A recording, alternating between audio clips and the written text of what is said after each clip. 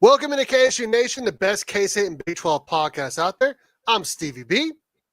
And I'm Kenny G. And in today's episode, we're going to go over all of the Big 12 bowl games since they're all over at this point, give a team report card, and even maybe do some basketball talk. Before we do that, though, Kenny, let her know about the sub button and more. We've got a subscription button. Well, let me let you guys know about this subscription button real quick. It's a button that helps you subscribe to this channel. And that really doesn't do anything other than help us out. So if you haven't done so and you're watching this video right now, I don't know how you got onto this video. I have no idea why you clicked on this video, but you're here and you might as well just hit the button, because if you don't, well, it would just make Stevie really sad. Okay. It would make him very, very sad to where he would start to put a tear in his eye. And we can't be having tears coming out of Stevie's eyes. So, and it would make me very frustrated. Just kidding. But please take the time to hit the subscribe button. It definitely helps us out a ton. And we have members as well. I don't think we have a single member yet, which means we got to up our game, Steve. We're not doing a good job of entertaining these people. I guess not, man. It's only $1.99. If you guys want to support the channel, become a channel member. We've had some super chats. Some people have been generous enough to give us a super chat.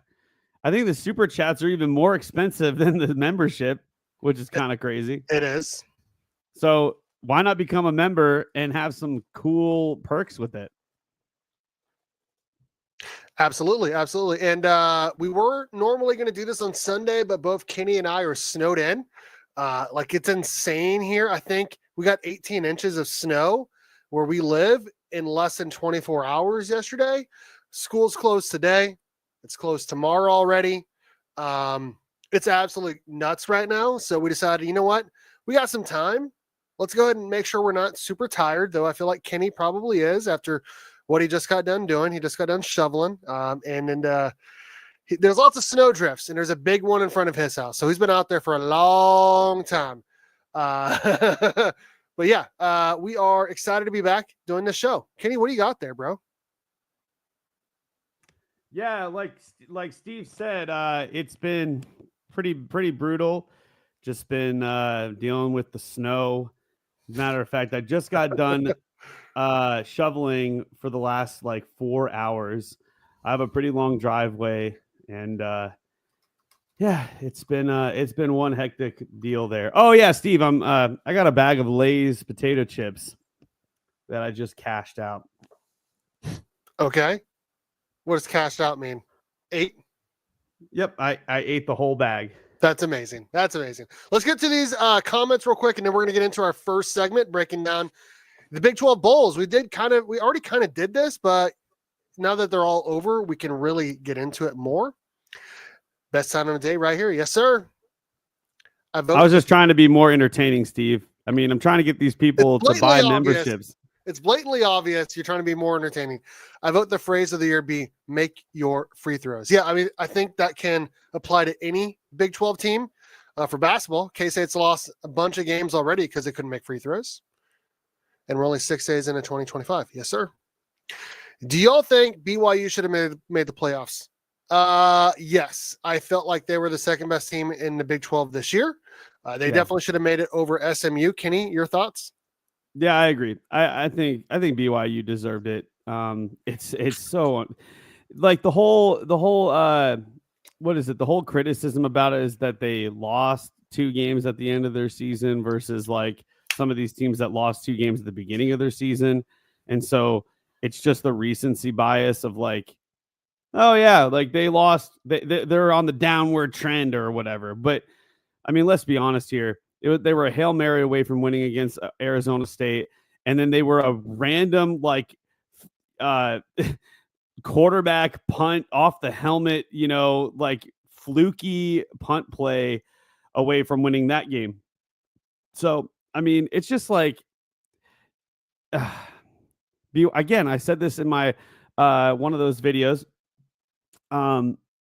It was this talking about how BYU always gets the short end of the stick when it comes to these teams that like they always get overlooked. You know, they don't ever get the benefit of the doubt.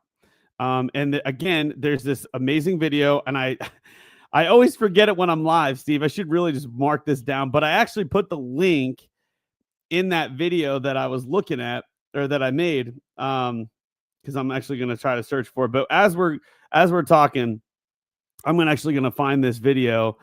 But yes, it basically describes like BYU over the years always gets snubbed, always gets overlooked, always doesn't get the benefit of the doubt. And you should go watch this video. It's very well done. And Steve, I'm gonna let you talk for just a little bit. Oh yeah, I found a video. Wow, it was like really close up here. It's called, if you guys want to look it up, and shout out to Weston Ware who made the video. It says the beautifully tragic history of BYU football. I'll say it again. The beautifully tragic history of BYU football. Will you put that into the chat as well, Kenny, if you have it open? Should be able to. I'll send the link here. Okay, cool. And so it basically breaks down that BYU's had all sorts of issues, just like K-State has, getting to the right bowl games. I mean, kind of snubbed all the time. Is that right? Pretty much. It's just like a constant theme with people overlooking BYU, or they're just, again, they're not giving them the benefit of the doubt. They think, oh, well, you know, of course, good job out there, BYU. You're doing good stuff, but you're not really that good. You know, you're good for what you are doing, but you're not anything like a Georgia or an Alabama or an LSU or anything like that, or Ohio State or a Michigan. But it's just, it's one of those things. I think the narrative behind that is like out the window now, because we just seen what happened with Georgia. We just saw what happened with all these big programs, Alabama getting beat by a mediocre Michigan team this year. I mean, we just constantly see the narrative being completely flipped on its head. And, you know, I love it. I love the fact that these other conferences are being exposed for the absolute bull crap that they've been shoving down everybody's throats. You know, I mean, I don't even understand why. Like all this, like, why did they pick the SEC? It's like they just arbitrarily picked the ACC or the SEC to be like the conference that everybody cares about. And I just don't understand why that is. It doesn't really make any sense. Like, because over the years you've had national championships in the Big 12, like OU, Nebraska. Historically, those teams have been like the best teams in the country. So I mean, yeah, of course, Alabama's been historically good. You know, we'll give them that, but it's just like these other conferences were just as strong. You know, they've always been just as good. And now with the parity of like the transfer portal and the NIL, now it's like completely blown the doors off of every expectation with every conference. And we saw it firsthand in the playoffs. I mean, the SEC has absolutely been underwhelming. And they're supposed to be it's supposed to be the NFL and then the SEC and then the Big 10 and then, everybody else. Like, that's what it's supposed to be. Like, that's the talking points of literally every single ESPN like host or podcast or whatever. I mean, it's always that, and then it's like, oh, wow, the SEC's been struggling against the Big 12, the independent, the ACC. Like, what is going on here, SEC? I thought you were this big bad conference that you were just a hair less than the NFL. Give me a break. You know what's interesting, Steve? I'm going to go on a little bit of a tangent. You know what's interesting? Joe Burrow. Okay, we're not an NFL podcast. Joe Burrow got on a podcast, not our podcast. I wish he did. That would be amazing. He got onto a podcast and he gives shout outs to two quarterbacks that didn't go to the SEC. He talked about how he went to the SEC. For those who don't know, Joe Burrow is a professional quarterback for the Bengals, and they're not in the playoffs this year. But Joe Burrow used to play for the LSU Tigers, and he talked about how Josh Allen, who played for Wyoming, I think, Josh Allen played for Wyoming, and Patrick Mahomes played for Texas Tech in the Big 12. And he said that those quarterbacks know what it's like and know how to win close games, because you play in a conference that's really tough. You play in a conference where it's really hard to win because they're all very close. And then he talked about how in the middle of his season, because the SEC's played this way, they play some random like non-conference game and they just like blow them out. And he's like, what are we doing here? Like, why are we even playing this game? This is from Joe Burrow.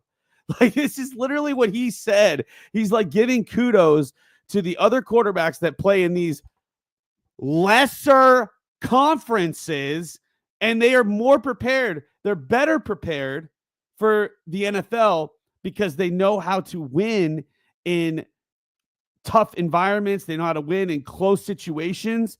It just goes to show that being in the SEC is not, he literally exposed them.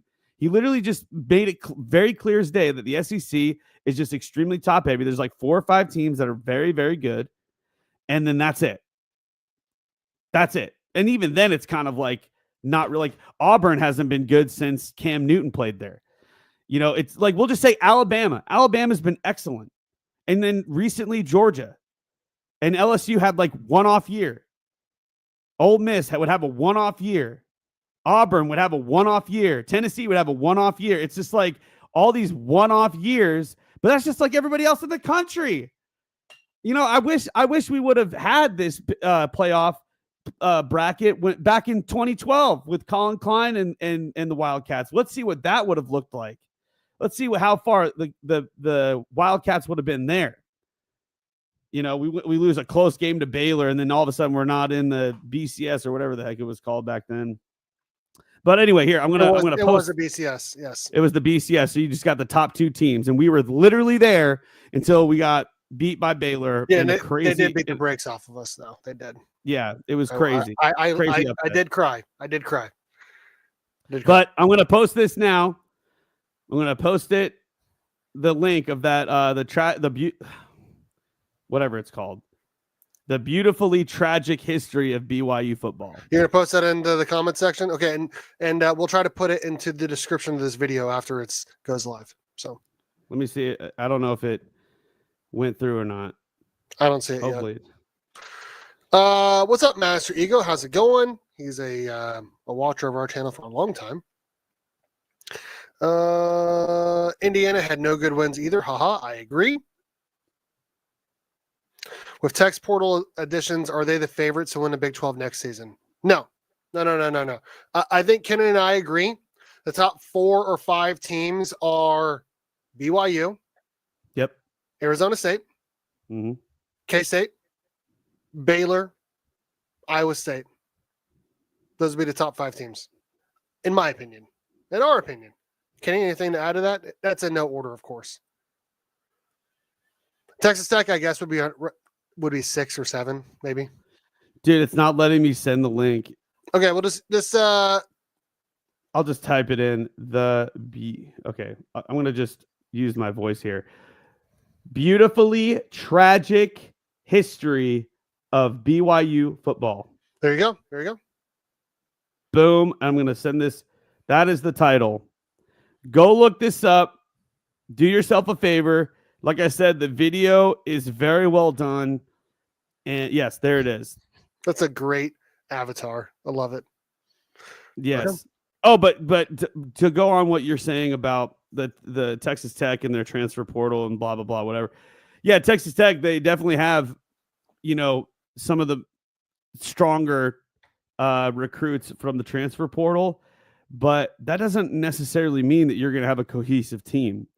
I mean, to be fair, K-State, dude, they not only landed some amazing recruits out of high school, but they've also got some good transfers coming too in very key spots. But I think K-State is going to do what K-State does best, and that is build a core and use that core to basically, then you can branch off the core and get the pieces that you need here and there. How about K-State's portal? Yeah, of course. And the retainers, absolutely. I think we're bringing back Uso, our nose tackle, because that was one of the biggest concerns that we had. We didn't have a nose tackle. Jase Brown. Jace Brown's coming back. Of course, we got Avery coming back. Dylan Edwards and Joe Jackson, the 1-2 punch. I mean, our threats on offense are numbered literally 1 through 4. And they're all like key points of the offense offensive threats. I mean, we should give Lincoln Cure number 0 or number 5. Exactly. I don't know. He's gonna play a lot. He's gonna play a lot. Dude's insanely fast. He will be on the field all the time. Him and Swanson's gone, right? So it's Oakley. Him and Oakley will be out there. And then Ancio, right? Ancio. I think Will Ancio. Yeah, I think he was a sophomore this year. Yep, Will Ancio's coming back, and he was impressive this year as a sophomore. I can't wait to see what he develops in. Braden Lofton as well is coming back. Our tight end room is elite. I think we have the best tight end room in the Big 12, maybe even in the country. I agree. Wide receiver room is loaded like a big potato at Outback Steakhouse. Yes, I agree. We got lots of receivers coming in this year. I got a business call coming in. See, I need you to take over the show for just a hair. Absolutely. Yeah. K-State's got a lot of big receivers coming in. I'm excited about it. I really am. I'm excited about K-State. I'm excited about the entire Big 12, like we talked about earlier. If I actually had to number it, like 1 through 6, 7, or 8, best teams for 2025 football, I would probably go number 1, Arizona State. I mean, you got to have the defending champs there. They got Sam Levitt coming back. That guy's a dog. Got him coming back. Number 2, I'll probably go BYU. I mean, they went 11-2 this year. They probably should have been in the playoff. Let's be honest. I said they were the second best team in the Big 12 for the last couple of weeks. They're very, very, very good. They dominated. They gave the belt to Colorado. We talked about it last week already. We'll go over it again, though, here shortly. Number 3, I would put K-State in there. I'd put K-State at number 3 with what they have coming back, what they've got coming in the portal. More experience for Avery Johnson. He just broke the program record for passing touchdowns in a season. 2 great running backs. Going to be a second year for the OC. I'm excited about K-State football in 2025. Number 4, I would probably go Baylor. Now, they did lose in the Texas Bowl, and we'll talk about it shortly, to LSU. But honestly, I mean, they lost by, 13, and they gave up a pick 6 and a kickoff return for a touchdown. Without that, they played pretty even. And they only got better throughout the season. I think they went 8-5. They should have won 9 games, if not for Hail Mary, giving up on the final play of the game to Colorado to send it to OT. They probably would have. Number 5, you got to go Iowa State. I mean, they just got a program record, 11 wins this past year. They played in a Big 12 championship game. They went down to Orlando for the Pop-Tarts Bowl. That was a lot of fun. They beat Miami. Now, obviously, Miami was without Cam Ward for a half, but still, they won the game. Rocco Becht is going to return. I feel like they're right there, but not good enough to finally win a conference title. I think they haven't won a conference title in over 100 years. I don't think they do it next year either. Number 6, I would probably go Texas Tech, and then I don't know after that, honestly, man. Maybe Houston, man. Willie Fritz. I trust Willie Fritz a lot, dude. I do. So you are muted, brother. Yeah, buddy.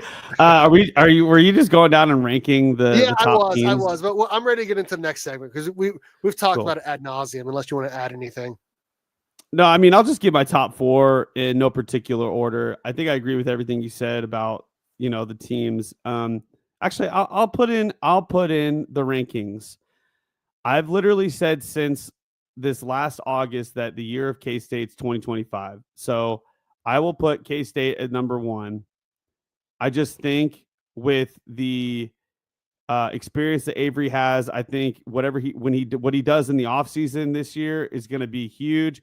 I think a second year of Connor Riley with the creativity that he has now that he can use to unlock the other pieces of this offense. I think K-State's not going to be number 1 team this year. And yes, I am a little biased, as a K-State fan.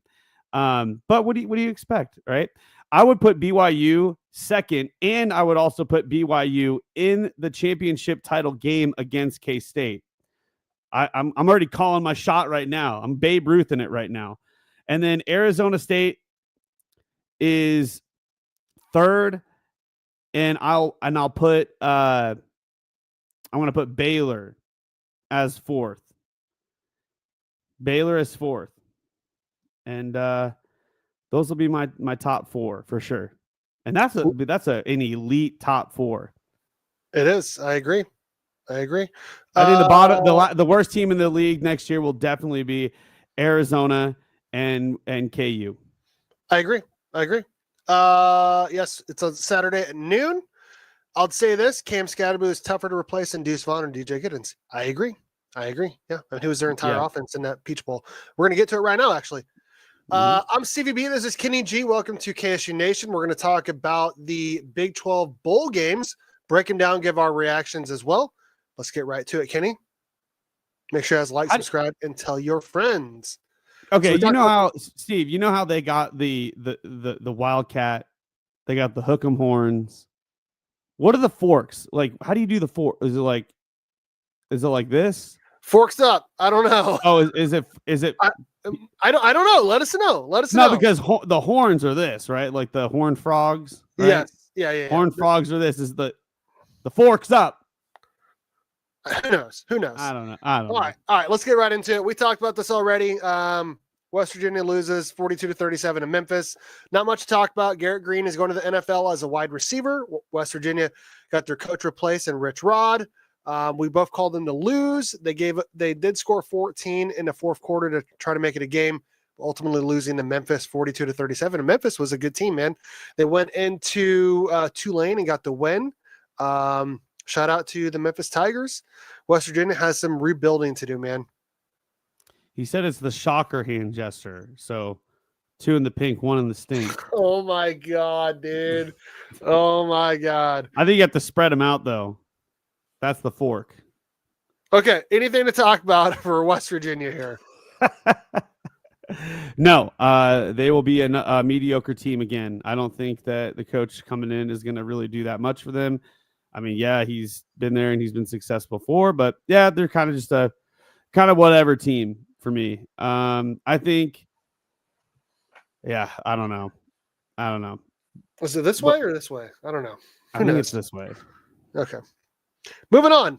We have some big thoughts on this. K-State wins 44-41. They look like trash for about 2.5 quarters, but somehow turn it on. Dylan Edwards goes off for 3 touchdowns, over 200 total yards. Avery Johnson has 3 touchdowns as well.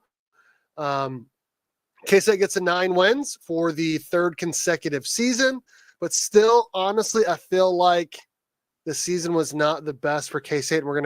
We'll talk about it in another video in another segment, but not the best season for K-State, and that's really more of a compliment to Chris Klieman because K-State fans expected more than just 9 wins and having to come back from 17 down against a mediocre Rutgers team. Let's be honest, they're pretty mediocre. K-State found a way to win at the end.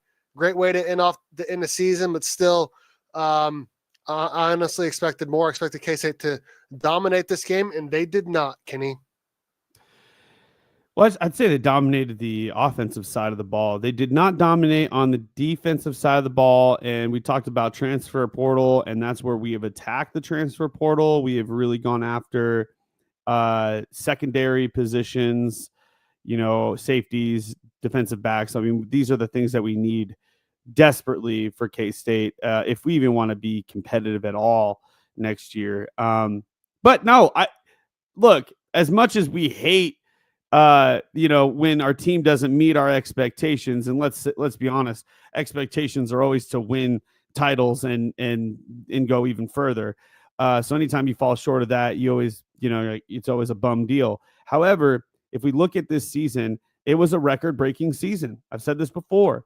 Avery Johnson breaks the single season record for touchdown passes. Dylan Edwards, he breaks the bowl record for K-State and the bowl itself for most rushing yards. Jace Brown breaks the sophomore receiving yards as a sophomore record. I mean, and then again, this was the 3rd consecutive year that we got 9 wins, which hasn't happened since 98.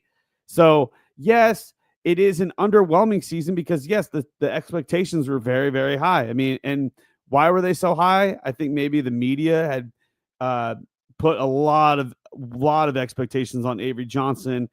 and he played like a sophomore quarterback. He played like a true sophomore quarterback in his first year as a starter. But let's be honest. I think the sky's the limit with this kid, and I think if we get him for 2 more years, we're going to see more than just 9 wins a year. I almost guarantee it. I'm calling my shot again. So there it is. You picked them to win a Big 12 next year in 2025, and I'm pretty excited about that as well. I'll say one more thing. I think the goal is to win the Big 12 championship every year. If you have Avery Johnson as a quarterback, in case they did, they kind of threw the ball away when it came to losing at Houston and a few other games. We'll get into that in the team report card in another video. But K-State gave up 41 points, the most they had given up all season in the bowl game. That is not good considering, you really only had 1 or 2 guys that did not play in this game. So that's not great. It's not great, man. Right. But K-State does get to 9 wins, and, I guess that's good. Moving on. Yep. Texas Tech loses 39-26 to Arkansas. They were without their quarterback, Baron Morton. Looks like Taj Brooks did not play in this game. Honestly, Texas Tech has had a defensive problem for years.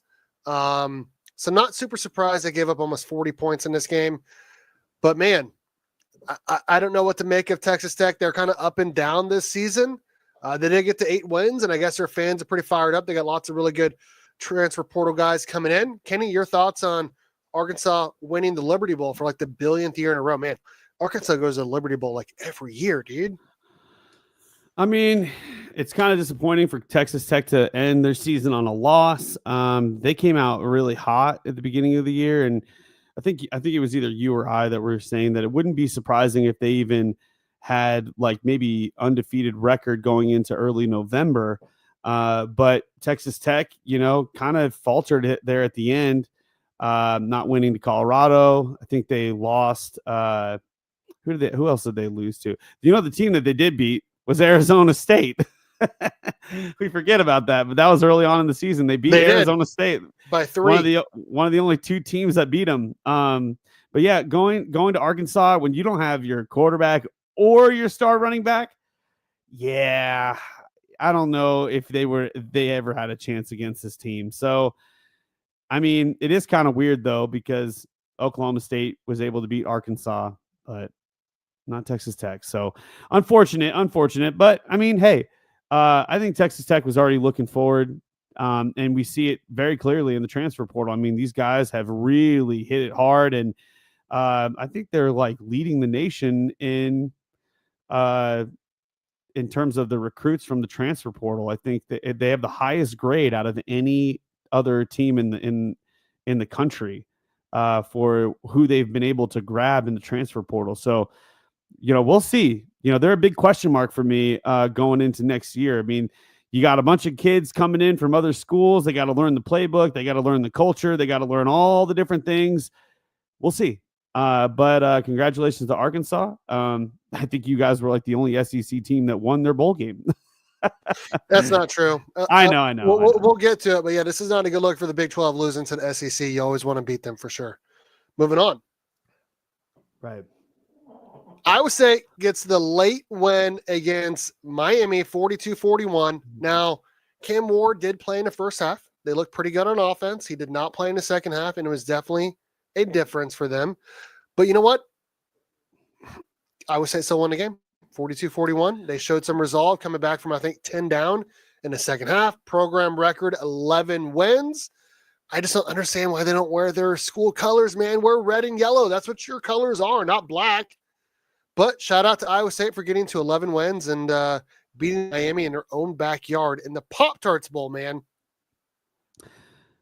Yeah, I lost a lot of respect for Cam Ward there.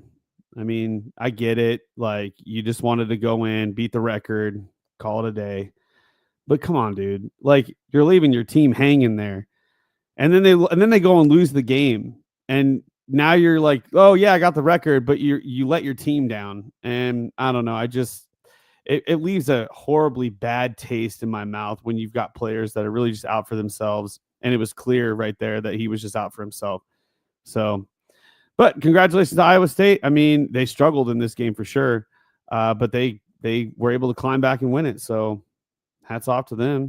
Can I say something about Iowa State here? Yeah, This go might for be the it. most fraudulent 11-win season for them. I know they broke program record, finally get to 10 and 11 wins, but I mean they didn't play Arizona State. They didn't play Colorado. They didn't play BYU.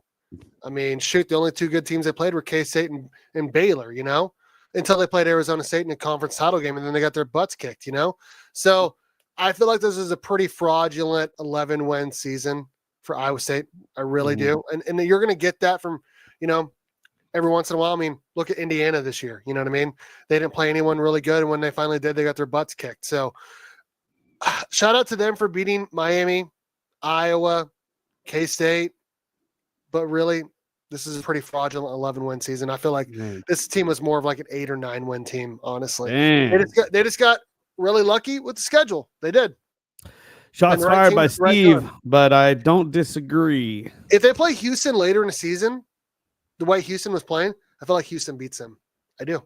I mean, yeah, that game that they played early on, like there was no point score until the very end of like last quarter. So I agree with what you said, Steve. Iowa State was interesting because you knew that like the potential was there and they had good players. But I just didn't know. They didn't really seem like they were that tough to beat. I mean, yeah, they beat K-State. But it was, I don't know. To me, I get what you're saying. They beat K-State because they picked up a fumble, they picked up a fumble and got a touchdown with it on a forward pass. That was called a lateral, but that's a whole other thing. K-State had very unfortunate mistakes throughout the season against the people that they lost to. The interception with Houston, the the 6 minutes at BYU, and of course, like all the mistakes that were made in the Iowa State game. I mean, and then not to mention we couldn't kick a damn ball against Arizona State. But hey, guess what? We held Cam Scadaboo to I think it was under 90 yards that game. We did. K-State did. We shut him down. And Cam Scadaboo went up against the second best defense in the country and walked all over them. It just goes to show that Texas didn't play anybody this year. I promise you, very obvious. Yeah, and I promise you, if Arizona State doesn't have Jordan Tyson for that game against K-State probably wins that game because he was like the only guy catching the ball against K-State. With the way K-State was stopping Arizona State's run game, K-State probably wins that game. And you know what? They didn't have Jordan Tyson against Iowa State, and they absolutely obliterated Iowa State. So, like I said, pretty fraudulent 11-win season for them. But you know what? They still won. So I guess that's all that matters. Moving on. We talked about this before. Hey, I made a whole video about this game. Whole video, over 12,000 views, man. Shout out to BYU fans for watching the KSU Nation channel. But, man, I called it by double digits. BYU gets a win 36-14.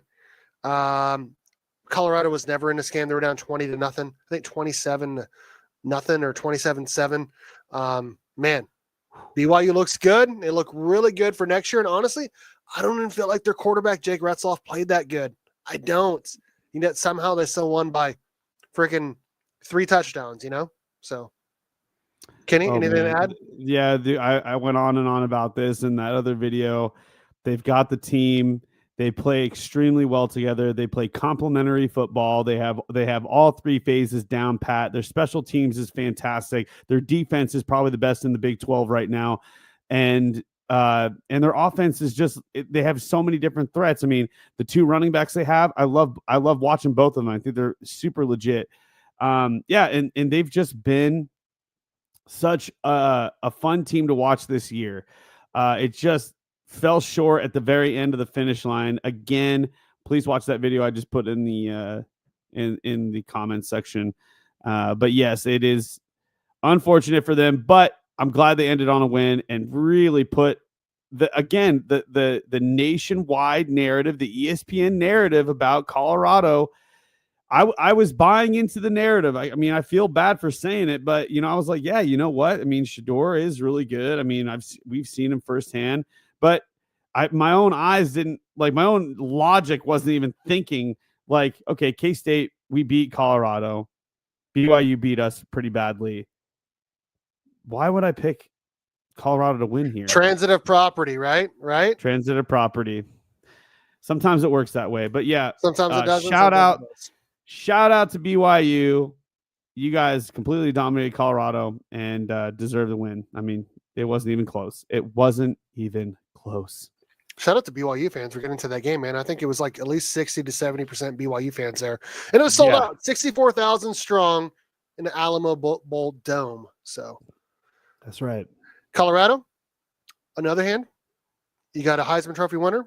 You got a top 5 pick quarterback. And hey, that's good for the Big 12.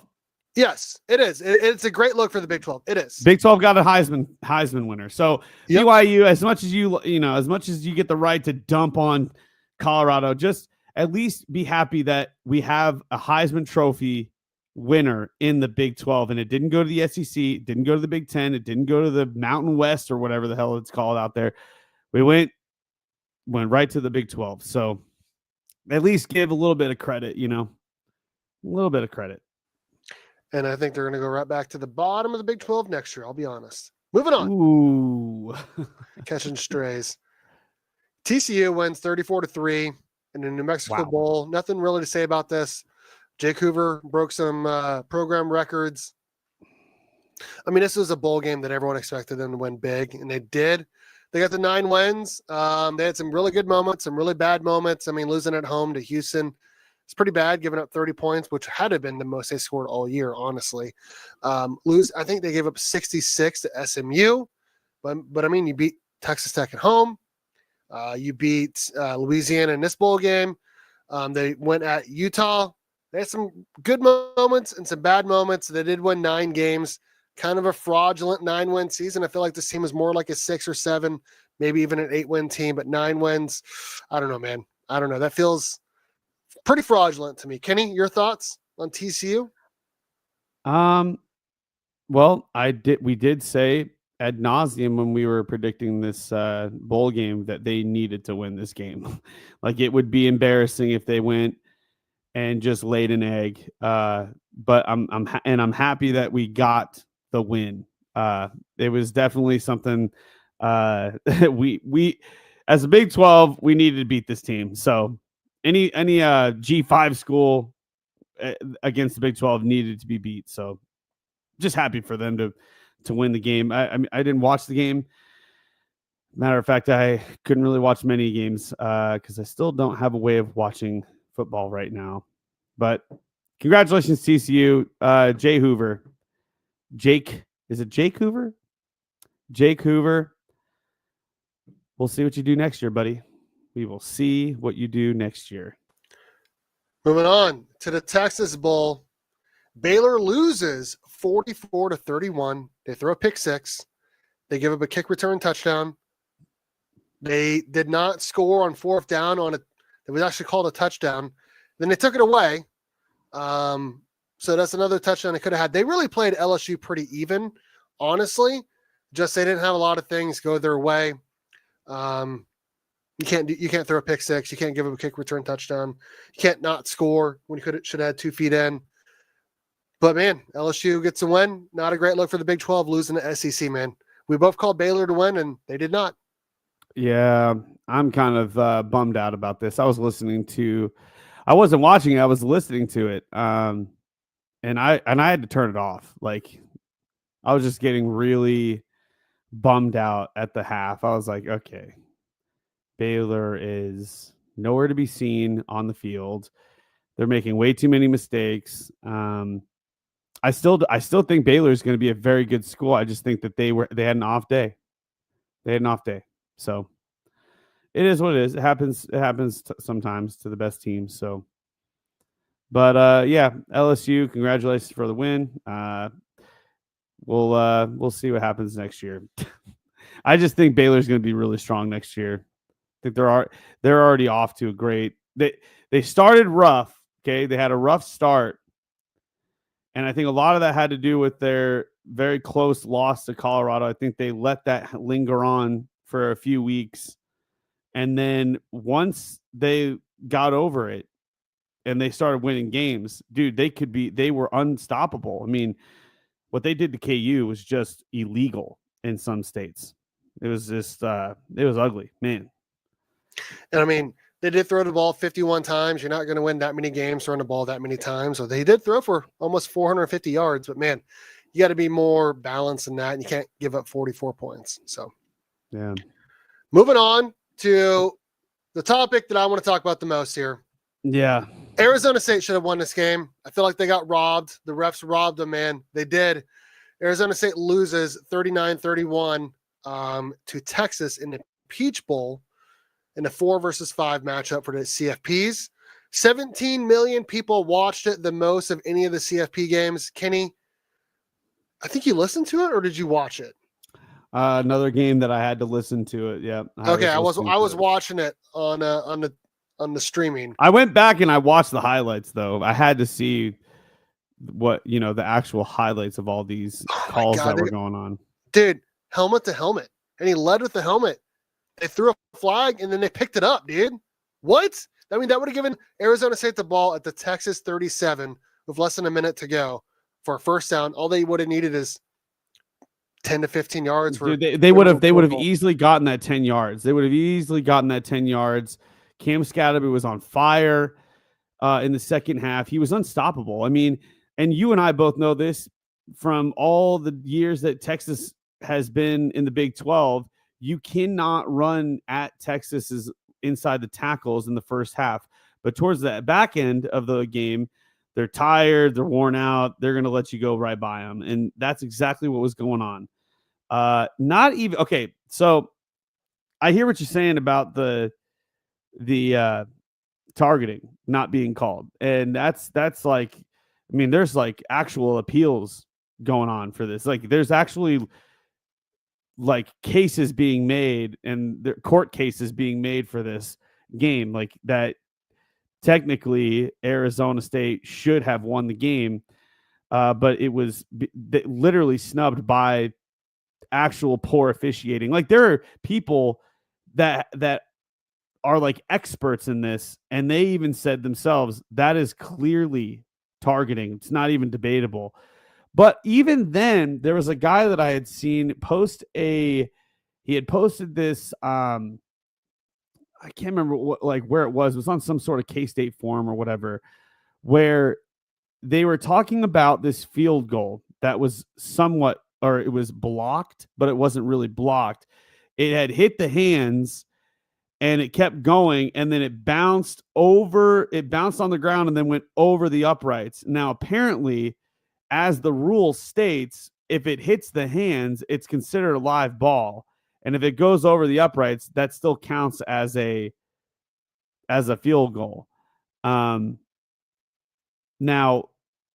that happened during regulation, which would have put them them in the win. So they wouldn't have had to go into overtime. So even in regulation, they should have won the game. And I think that's also being appealed as well. Now, according to the rule book, the committee is the one that decides who gets to advance in the bracket. You don't even necessarily have to, quote, win the game. The committee just determines the next set of teams that play.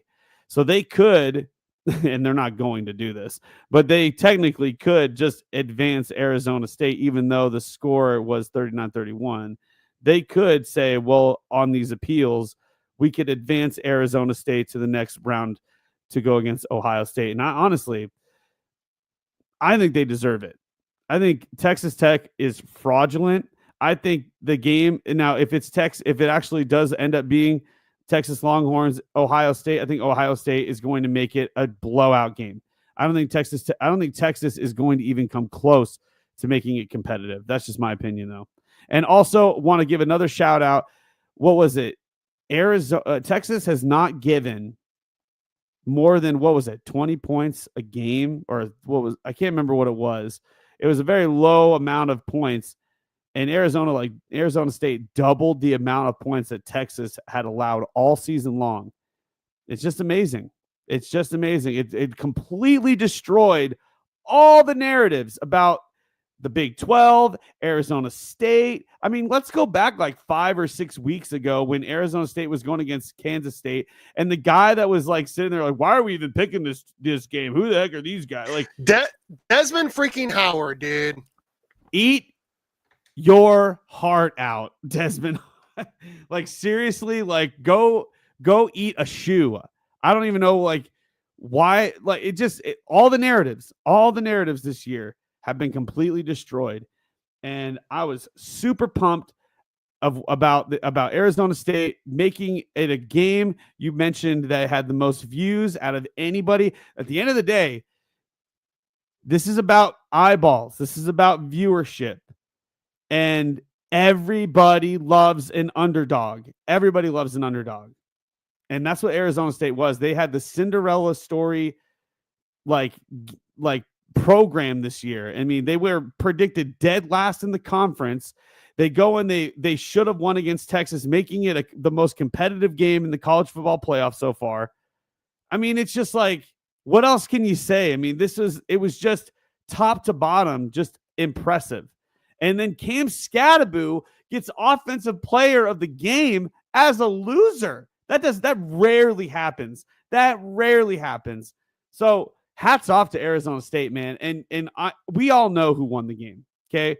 I think years from now, we're all going to know that Texas was given a gift by the officiating crew and that Arizona State got snubbed. I mean, we all know it. We all know it. Everybody in the entire country knows it. Even your boy, Nick Saban, knows it. Yep. And that was this is, I just put it up there. This is the helmet to helmet hit that was not called on third down.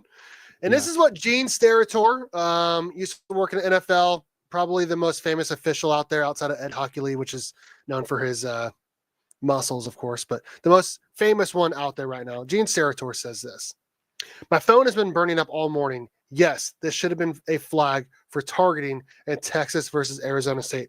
It meets all of the criteria of targeting." Yeah, so there you go.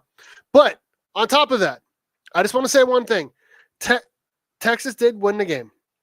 Arizona State had every opportunity to win this game. It was 4th and freaking 13 in overtime, the first overtime. And I'm going to call out a player because he deserves to get called out. Xavier Alford, the safety for Arizona State, gets caught looking in the backfield, and the receiver, I think it was Golden, runs right past him for the game-tying touchdown.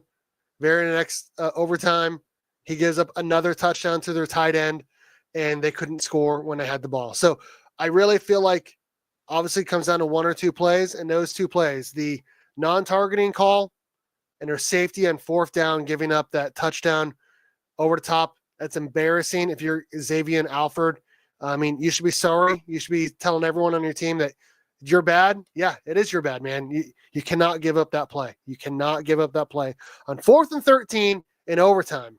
Just cannot do that. So, yeah, but I mean, there was a lot that happened in this game, and honestly, it's just a heartbreaker at the end of the day. And yes, I think once they did give up that 4th and 13, you kind of felt like it was over, even though there was a whole nother set of possessions that were going to take place. You just had this feeling that it was over. I mean, if they couldn't stop them at that point, oh man, it's like everything was literally set up to be won in that moment, and it just fell apart. And then the morale just completely got destroyed. I mean, it's just losing in that way, that like not coming in clutch. And let's be honest, I mean, Texas missing those 2 field goals, like, I mean, dude, like they were like asking Arizona State to beat them. Like I said, they had every opportunity to win the game, and they did not, dude.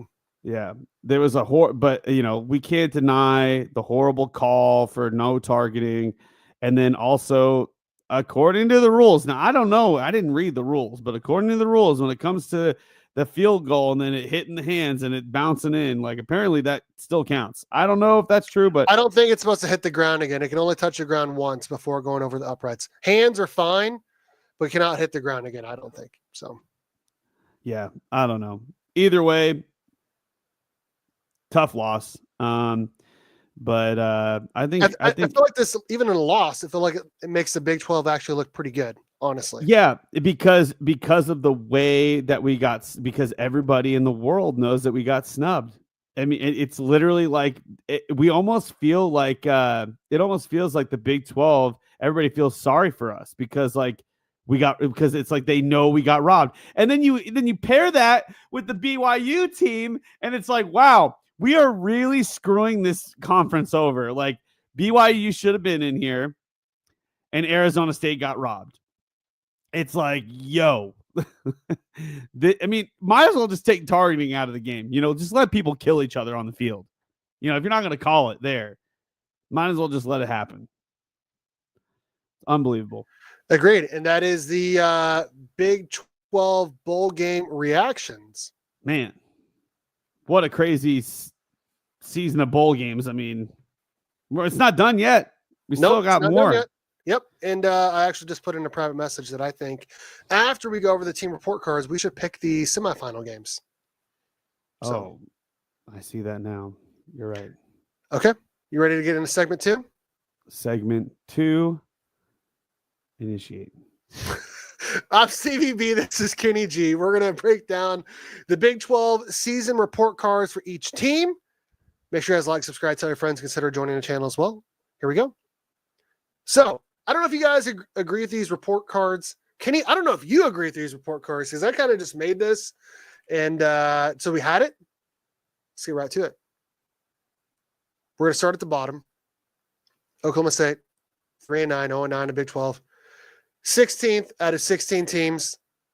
They get an F for me, man. I mean, when you have what you have coming back, I think they had 11 or 12. Maybe it was even more than that, returning starters from a team that went to the Big 12 title game a year ago in 2023.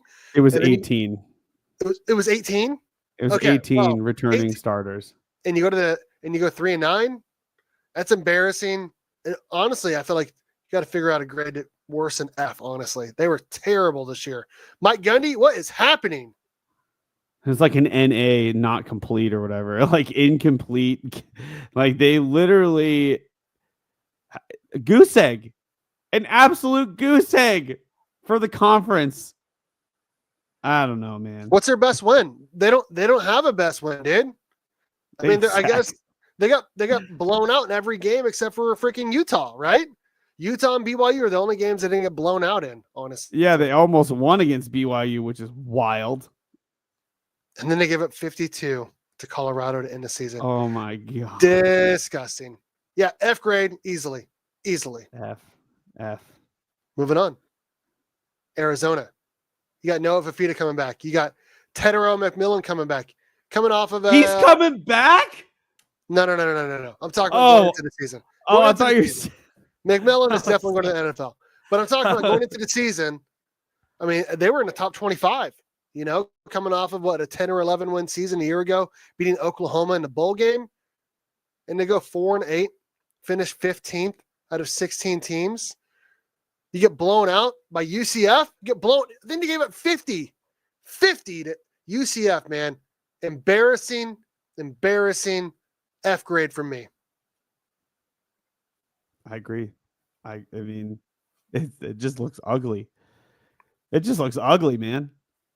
I mean, here's their wins: New Mexico, Northern Arizona, Utah, and Houston. That's it. That's their wins. That's all of them. Yeah. Wow. Yeah. Yikes. Moving on. It's a big yikes for me. UCF. Now, I debated between an F and a D minus. They got a 60% from me. A 60%. Probably should have won with an F, honestly. But they go 4-8. Their coach leaves / resigns. They did have a couple of nice games here and there, but then they got blown out by Florida. Their They coach did went to play. the transfer portal. I mean, they did freaking almost beat Arizona State. You know, I mean, they played pretty well against them. They almost beat Iowa State, the two teams that are in Arlington.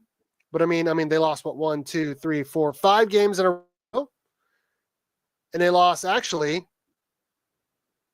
8 out of their last 9 games after starting 3-0. Here's their wins: New Hampshire, Sam Houston at TCU by 1 point, and Arizona 56-12. Every other game, loss. Wow. You know what? I feel like I should change that to an F, honestly. It's given an F vibe to me, man. It's given. I should have given F. I should have given them. What is Curtis talking about here? The dust needs to be blown off those old BCS computers. Oh, Talking about letting the computers pick. Maybe. Strength of schedule needs to be a bigger percentage of the equation. I agree. Moving on. Utah, man, their fans talk so much crap. Oh my God, they didn't want to be in this conference. They thought they'd run it. They thought they'd go undefeated. They went 5-7, Kenny. They went 5-7, Kenny.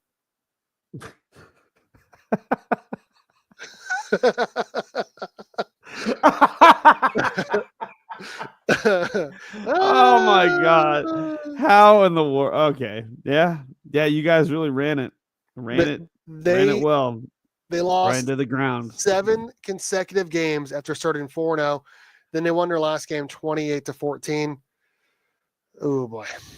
Woo, not good. Yeah. You got to give them an F considering all the crap they talk, considering they were picked first in the league. Yeah. And their only 2 conference wins, 22-19 at Oklahoma State and 28-14 at UCF.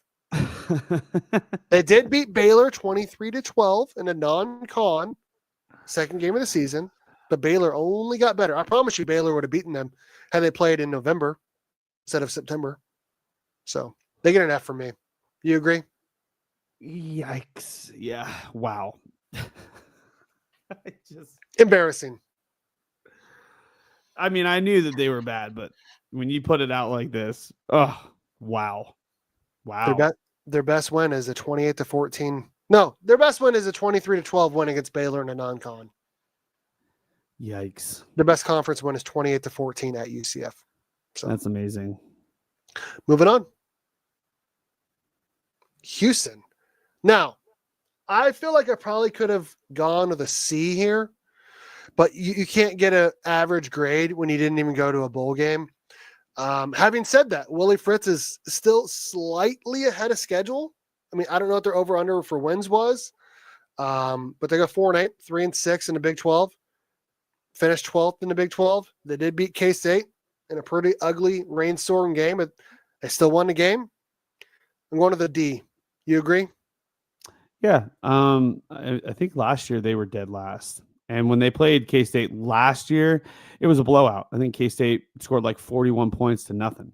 So for them to come back and make their game against us, not only competitive, but they won, just says a lot about the coaching.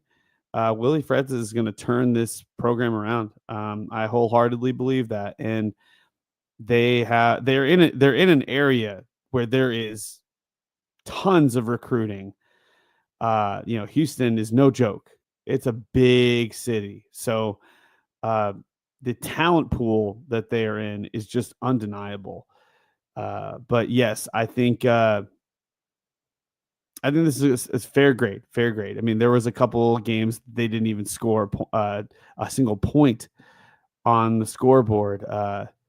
But again, they did take some surprising wins against K-State, against TCU. I mean, they had some good wins throughout the year. They even made the game against BYU somewhat competitive there at the end. Yeah, they did. I mean, like we said, they're ahead of schedule. They're not like they weren't amazing this year, obviously, winning 4 games. But I mean, honestly, I felt like I would have picked them to go 1-11 or 2-10. So yeah, they were competitive, and even in their losses for most of them. Mm-hmm. So moving on. Cincinnati. D. honestly, I felt like they could have given them an F, considering they blew a 3-touchdown lead at home to Pitt. But they did shut out. We already talked about Houston beat K-State, and that's pretty embarrassing for K-State. They did beat Arizona State as well. Let's not forget that. They beat Arizona State without Sam Levitt, I think. But still, they go 5-7. They miss a bowl game. Probably should have went with a D-, but I went with a D. You agree? Absolutely, yes. Yep, that was an embarrassing season for them. I mean, I forget his dang name, but the coaching starts with an S, right? Coach S. Satterfield? Satterfield. I just don't think he's the one to bring this program around. I think he's coming back though, but we'll see. We'll see what he does next year, but I just don't think that they've got the tools in the tool shed to be able to pull this out of the ground. I think they'll be stuck in the bottom half of the league for a bit. Yeah, he needs to win 8 or 9 games in 2025 to be retained, in my opinion. He's on the hot seat for sure. Hot seat. Yep, for sure. Moving on. KU. Now, I went back and forth on what grade they should get. They go 5-7, 4-5 in the Big 12, finished 10th in the conference. I had to go with an F because they were in a top 25. This is not because I'm a K-State fan. I'm looking at it unbiased because they started in the top 25. They go 1-2 in a non-con. It was forever until they finally beat an FBS team. I think Lindenwood was the only team they'd beaten in their first 5 or 6 games. They finished 5-7. They get blown out in their final game of the season. They did have a couple nice wins, Colorado and BYU, but overall, Iowa State. But overall, I mean, you lose 16 in a row to K-State. You don't go to a bowl game when you start in the top 25, all the hype. Considering what they had coming back, there's no reason they should have went 5-7. So I had to go F grade for me. Kenny, did I do it wrong, or should they have gotten a F or a D? I think if you're going to give UCF an F, I think if you're going to give UCF a D, didn't you give them a D? I can't remember. Then you should at least give, and yeah, you're giving all these guys Ds. I would give them a D. I'd give them the K-State D. All right, we'll go. KU is a D instead of an F. I can't change it on here right now on the wrong thing, but yeah, I guess we'll go with the D because they did do some good. They did do some wild stuff to the conference. They did do some damage at the end of the season. I do agree. Yeah, I agree. Yeah. They delivered one of the craziest BYU losses, and they beat their first win of the season. That was not against their first FBS win was against Houston, and it was what's the date on this game? Whoa, I can't even look here. I mean, it was friggin' the 7th game of the season. It was October 19th. They didn't beat an FBS team until October 19th. At that point, they were 1-6. So JH says, and I'm guessing this is Jayhawk. 1-5. Sorry. JH says Kansas was way better than their record indicates. They had to run the absolute gauntlet. Look at their they had that. Listen, they had the toughest schedule in the Big 12. We all know that they had the hardest schedule. But to say, I hate hypotheticals, but if Kansas had, say, Colorado's schedule, they might be 9-3. Maybe they lost a lot of close games. I don't know, Dan. I mean that non-con still counts, right? That non-con still counts. Yes, it does still count. They did lose a lot of close games. A lot of really close games, like the TCU game, where West Virginia game, Arizona State, K-State, K-State's game, yeah. Yeah, and they almost lost to BYU if it hadn't been for that insanely fluky play that happened. I agree. Honest, that was fluky. There was no way that was actually drawn. They shouldn't have won that game. They shouldn't have won that game. But I mean, hey, they did things in the game to keep them alive, so we can't take that away from them. They are very talented. They're very talented players on both sides of the ball. We all know this. Okay, Devin Neal is an absolute beast. It is literally. I am beside myself not knowing why the hell they did not run Devin Neal more often in the game. It is I agree. mind-blowing to me. I don't understand. How do you have the number one running back in your school's history not get the ball more than 10 times a game? It literally blows my mind. I have no idea what they're thinking over there. But I'm telling you, if they did have what's his face from Penn State, if they had him back, Andy Kotelnicki. Koldenicky. I knew it was a crazy name. If they had Koldenicky on KU's offensive coordinating staff, I think KU probably wins a lot of those close games. Okay, so here's what I want to say to everyone that says that they should have got a D instead of an F.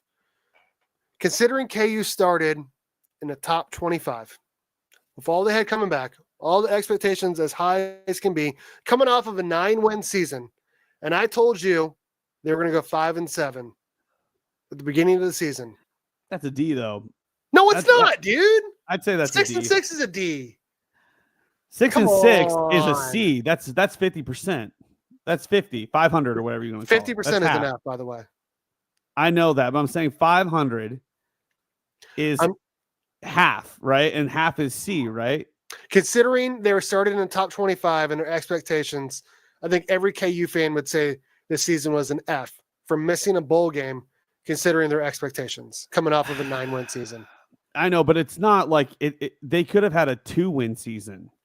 They could have. Right? They could have had a 2-win season like we just saw a bunch of the other schools, but they got 5 wins and they were against good opponents. So you got to give them something. You got to give them at least a D. I just think I disagree. I'm going back to an F. They deserve an F. Because I mean, if we're playing the expectations meets reality game, I mean, everybody except for K-State actually sort of met their expectations. I mean, I guess you could say Iowa State. A lot of exceeded, I think. Yeah, and a lot underperformed, like pretty much like normal. Yeah. BYU 1000% outplayed KU. I agree. Yep. Is that one mistake? Yeah, I mean, but they did have that one interception in the end zone, and like that kind of. I mean, you can't throw a pick when you're that close into making a touchdown. That would have changed everything if that didn't happen. I agree. There's just moments in that game. I don't remember everything, but I remember that was a huge moment where Kobe Bryant gets a pick and then a touchback, and then that just throws everything into a disarray. But enough about KU. Get this damn bird off the screen. Let's move on.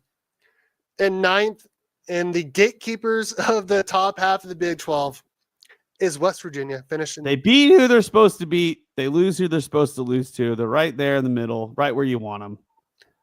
I give them a D. They got blown out a lot this year.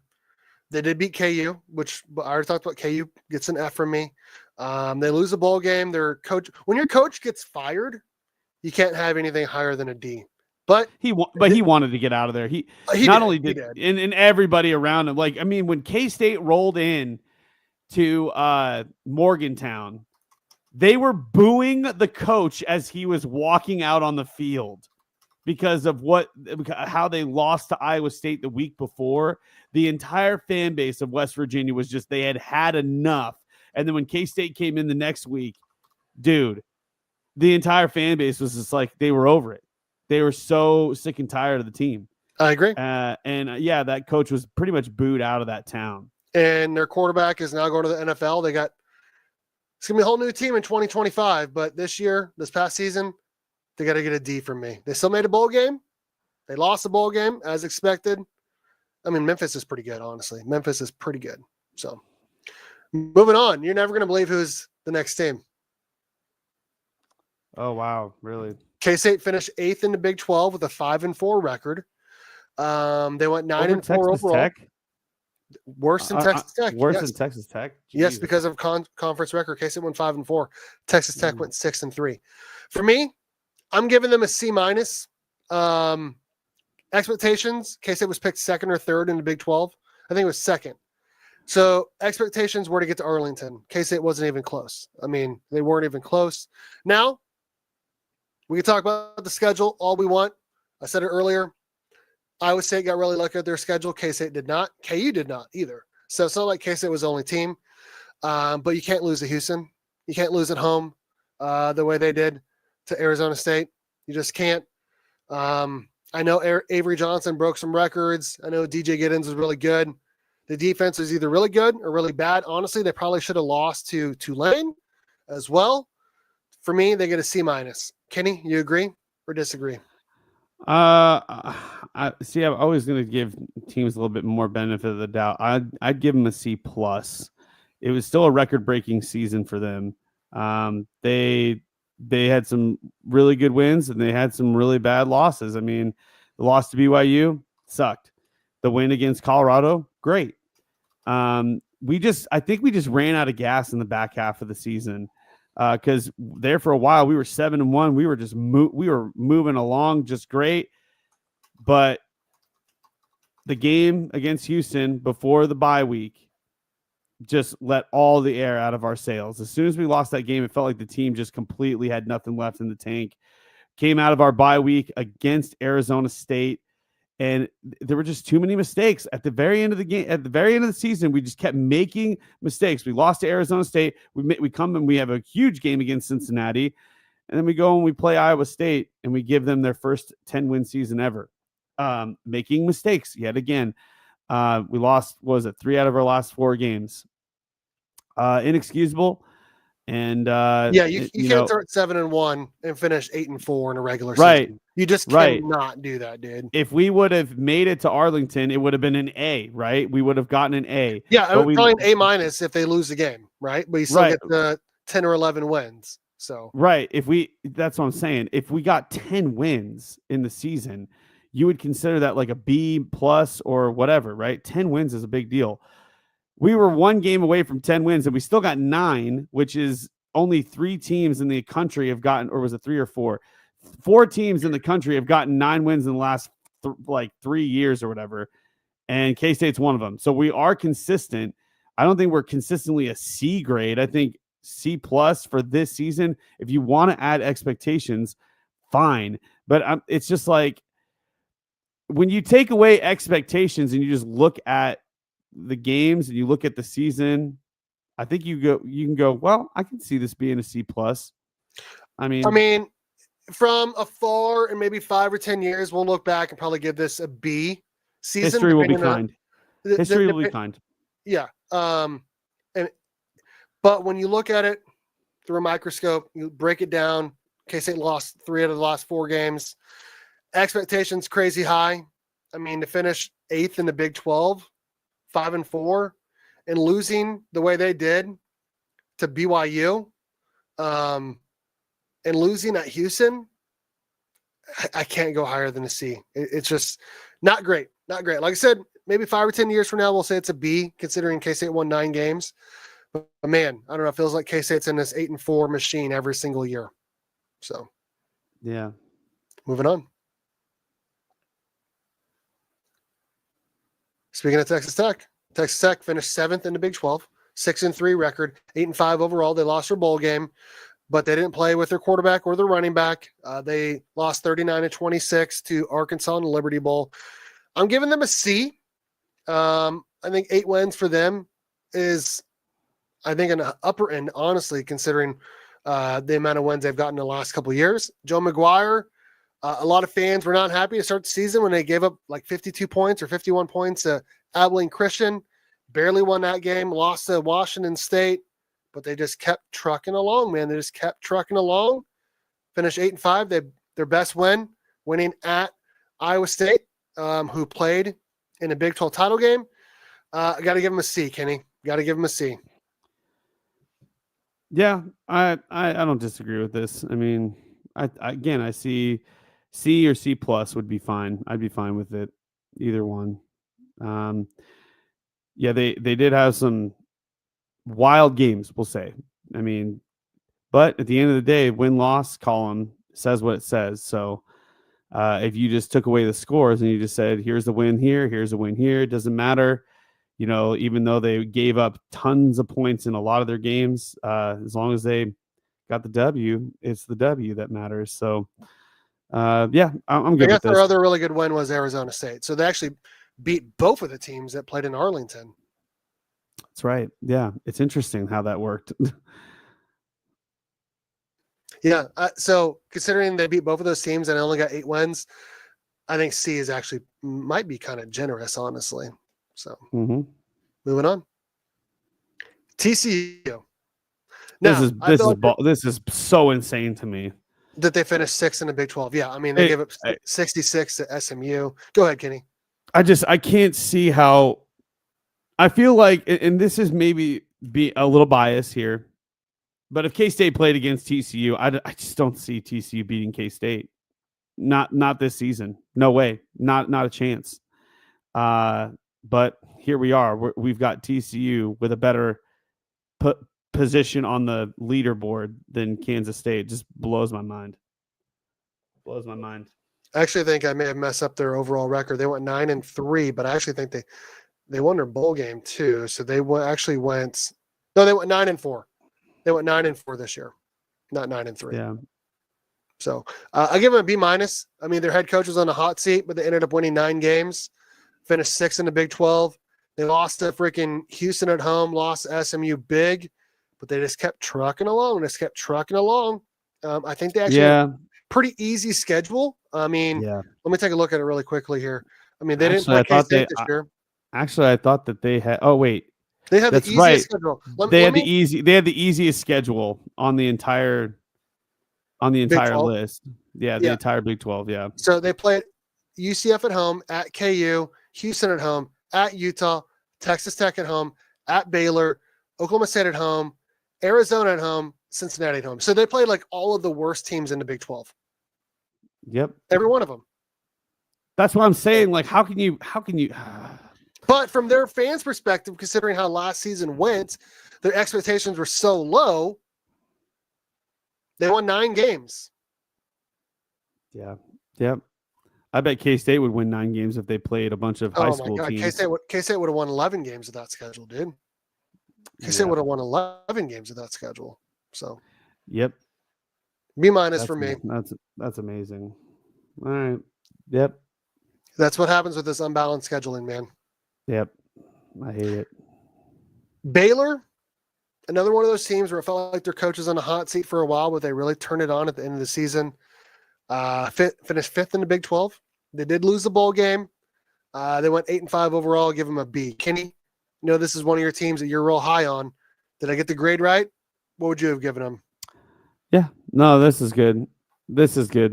I think if you would have told if you would have told Baylor fans that they would have ended their season after the first 4 weeks, like if first 5 or 6 weeks, actually, if you would have said this is how they're going to end their season, they wouldn't have believed you because of what they've witnessed. Like they lost a lot of horrible games, at the beginning of the year, but they really roped it in and came back and saved Dave Aranda's job. Also, I don't think he's necessarily on the hot seat. I think the last TCU and Baylor, I think both of their coaches are probably in the clear and probably are given a little bit of grace for this next season after what they have shown, in this whole season entirely. We'll see what happens, though. I mean, people people love to overreact. When it comes to sports, they love to overreact and do too soon of reaction. I'm gonna have to clean this up real quick. Steve, take it away. Sounds good. Yeah, I mean, I think B is pretty spot on considering they only won 8 games. They did not look good in a bowl game.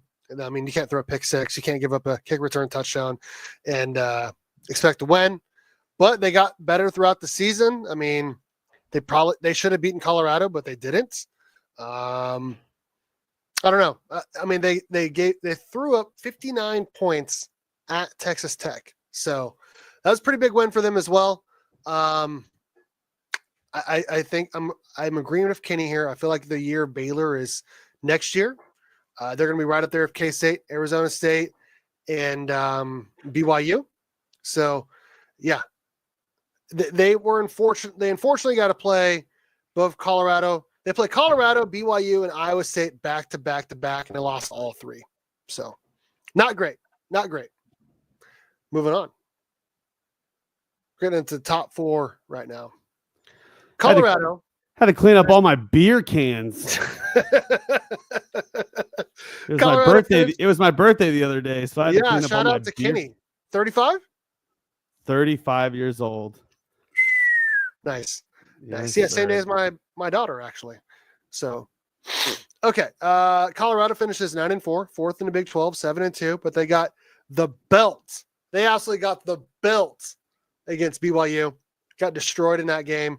But still, considering what they had going on the last couple years, I feel like winning 9 games is pretty darn good for Colorado. Colorado fans would take that. They got a Heisman Trophy as well. B+ from me. Maybe I should have given them an A-. It's right between a B+ and A- for me. What do you got, Kenny? They got the same record as K-State. Same record. Yeah, but they didn't go to a bowl game last year. And the year before, and like the year before that. According to expectations, sure. Like they exceeded expectations. So, of course. And then, yeah, they got a Heisman winner. So, why not give them a B? 4th out of 16. And they got the same record as K-State. It's interesting. All right, whatever. I mean, K-State has a C- with a team that finished the same record as a B+. And K-State beat them. And they beat them. But dude, come on. The expectations, right? Expectations matter, dude. The microscope matters, dude. You can't finish higher than a C when you finish 8th in the Big 12, man. Can't lose at Houston. But yeah, I mean, Colorado, 9 games, great quarterback, great receivers, Heisman Trophy. Deion's doing big things. They got a lot of big recruits coming in. B+ from me. So, all right, fair. John says a C. I mean, honestly, the game where they completely got their teeth kicked in by a team that's good. Now I kind of want to know what Colorado would do against Arizona State. I want to know what Colorado they would get actually manhandled by Arizona State. They would get destroyed by Iowa State. I feel like they got really lucky with their schedule, dude. They're like the 2nd or 3rd when it comes to the easiest schedule in the Big 12. Yep, I agree. It's like TCU, and then Colorado. like in terms of strength of schedule, it was easy for them. Okay, John says that Colorado has no big wins. Let's take a look at their schedule really quick. Here we go. Colorado. Baylor. Yeah, but that was early in the season, right? Okay, so they beat Baylor. So here's their regular season. Texas Tech, I guess you could say, would be a they beat Baylor. One. They won at UCF. They lost to K-State. They won at Arizona. They beat Cincinnati. They won at Texas Tech. They beat Utah. At Texas Tech. They lost to KU. They beat Oklahoma State. Yeah, no, actually, I agree. They beat no one this year. At Texas Tech is probably I should have given them a one. B- or a C+ then. Right. But they got at Texas. So, yeah. First 9-win season for them since 2016. Kind of makes you wonder if they would have had like KU schedule. Does Travis Hunter win the Heisman? Yikes. That's a good question, dude. That's a great question. Moving on. Top 3. BYU finished 3rd in the Big 12. 7-2 conference record, 11-2 overall. They had a huge win in Alamo Bowl against Colorado, 36-14. Considering their expectations for the year, even though they didn't get to Arlington, 10-2 regular season, winning your bowl game by 3 touchdowns. Gotta give them an A, Kenny. Gotta give them an A. Yeah. No, I agree. That they absolutely deserve this grade. I mean, expectations were low, as you said. They came out and blew the expectation doors off the hinges and became one of the most exciting teams to watch. I mean, they didn't lose until they played KU. And that was the craziest loss at home at night. I mean, you and I predicted BYU to kill them there. We're like, oh, dude, KU doesn't have a chance. And they shocked the world. I mean, KU went and beat Iowa State, shocking the world there.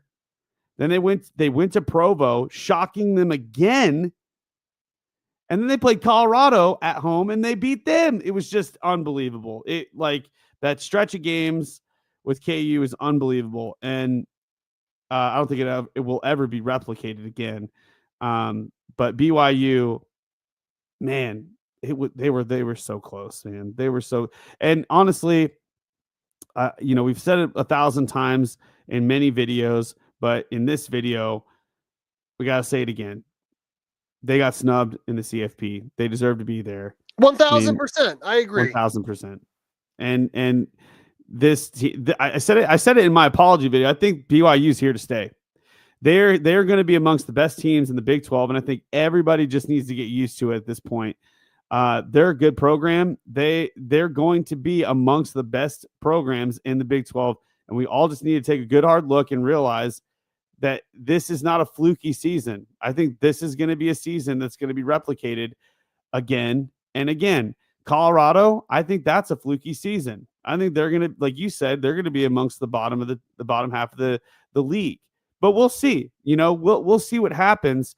But I just, after seeing what I saw this season with BYU, yeah, a lot of magic did happen for them, but I don't know. I just think they're going to be a solid program for years to come. I think Kalani Satake, Coach Kalani, I think he's the real deal. I totally respect that guy. And after listening to like almost every single one of his post game and pregame conferences, I'm like, yo, this guy's a really good dude. Like, he's a solid dude. He's a solid dude, and he's got some brass. You know what, man? I mean, multiple times this year, he's brass testes, fake field goals, onside kicks. I mean, they did an onside kick up 10-0 against Colorado, dude.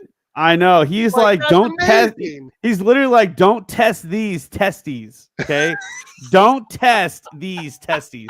That's what he was saying. Oh, shoot. That's amazing. Yeah. I mean, shoot, I want to take a look at their schedule here. It does kind of suck for BYU. They started 9-0 and then did not get to Arlington. That is tough, dude. So here's who they beat in the Big 12. Just who they lost, dude. I mean, they just only lost to KU and Arizona State. Yes, but I'm going to go over. Well, they did beat SMU. Let's not forget that in the non-con. They won at SMU. Should have been in the CFPs over them, but whatever. They beat K-State 38-9. That really hurt. That was embarrassing for K-State, but a huge win for them. That what is it? LES. That stadium is insane. That stadium. They did the whiteout against K-State, and that was also Avery's first conference game as a starter. Yep, and it was on the road. They won at Baylor 34-28. They were up 31-14 and let Baylor come back. Baylor's pretty good though. They whooped Arizona 41-19. They got really lucky, Kenny. You're really lucky against Oklahoma State. Oklahoma State. I thought you were talking about the Holy War. I was like, no. We'll get to that. Yep. Really lucky beating Oklahoma State 38-35. Got a touchdown of less than a minute to go. Should have lost that game, but they did it, man. Team of destiny. Of destiny. Won at UCF 37-24. That game was not as close as that score appears, I promise you. And then the game that you watched, Kenny, the Holy War, 22-21 win. Flag heard round the world. The flag heard round the world. Should that have been a penalty? Yes or no? Oh, most definitely. I mean, yeah, I agree. If you see it and it happens, you got to call it's a penalty. It was clear as day. A penalty. All the video footage. It was a penalty. All the video footage shows it. It's clear as day. It was definitely defensive holding. It's clear. embarrassing for that AD as well after the game. Never forget what Yikes. Utah's AD said after the game. Lost to KU 17-13 on a fluky QB punt. Weird as hell. Only Lost at KU. Arizona State 28-23. They got down big early, but they almost came back and won a game, man. Those are the two best teams in the Big 12 this year, Arizona State and BYU. Then the end of the season with 30-18 win against Houston. And then, like we said earlier, they gave the belt to Colorado 36-14. Yeah, they deserve an A grade, dude. Great season for them. Absolutely. Moving on. Grade A. Yep. Iowa State gets a program record 11 wins, 7-2 in the Big 12, finished second in the conference. They lost to Arizona State, huge in the conference title game. I give them an A minus. 11 wins. When you get 11 wins, you got to be in A's somewhere. Didn't win the conference, though. Didn't get to the CFPs. Pretty fraudulent 11 wins, in my opinion, Kenny. We talked about it earlier in another segment. But, man, shout out to Iowa State for finally getting double-digit wins. Yeah. Iowa State, congratulations. You made a historical season come to fruition. They've always been a team that has just not been able to get that 10 wins, but now their sights are not just on 10 wins, and it kind of made their season a little bit bittersweet because of the way it ended, because not only did they never win 10 wins, well, they did this year, but they haven't won a conference championship game since the Big 12, the Big 8, the Big 6. I think all the way back to when there was like maybe 5 teams in the Big 12, they won that conference. And that was back when helmets weren't even worn. They were just wearing T-shirts and shorts when they were playing football.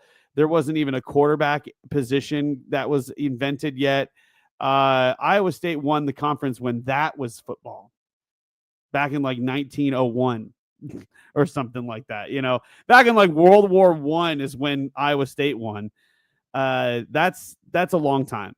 Iowa State fans have not, there isn't an Iowa State fan alive today who has seen them win a conference championship game. So that's their crazy. new, that's the newest goal for them, is they need to have a conference championship win, because there isn't a single person alive today who has seen them win a conference championship game in football. So that's their new goal. They can now take a breath of relief that they finally won 10 games. It's just going to be unfortunate, Steve. It's going to be unfortunate that they're going to start their next season 0-1. It's just unfortunate. K-State has to win this game. I mean, I think they've won 6 out of the last 8 against K-State.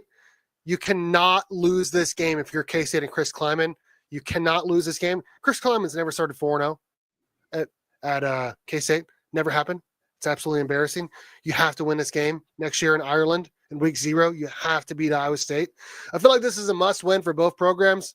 Farmageddon, man. I think it's the last year of Farmageddon too? Or is it the year after? I can't remember. It's the year after. I don't want to talk about it. I can't believe K-State gave up a freaking home game to play in Ireland, but whatever. 11 wins for Iowa State. I don't want to talk about them anymore. They were lucky to get to 11 wins. Here's their conference wins. Are you ready? At Houston, Baylor at home, at West Virginia, UCF at home, lost to Texas Tech at home, lost at KU, Cincinnati at home, won at Utah, K-State at home, and then they lost to Arizona State in the conference title game. So K-State was the only good team they really beat this whole entire season.